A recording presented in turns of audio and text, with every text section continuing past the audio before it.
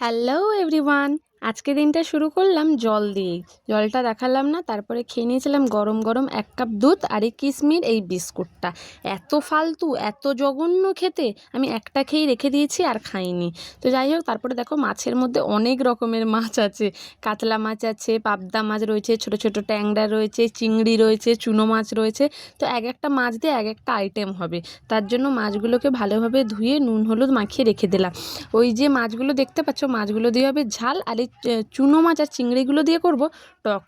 তো কথা যেমন কাজ তেমন, মাছগুলোকে ভালোভাবে ধুয়ে নুন হলুদ মাখিয়ে রেখে দিলাম। তারপরে মাছগুলো দিয়ে একদম দেখো আদা রসুন দিয়ে আর একটু ধনিয়া পাতা দিয়ে একদম মাখা মাখা ঝাল করেছিলাম। আর পাবদা মাছটার তো প্রচণ্ড সুন্দর টেস্ট ছিল।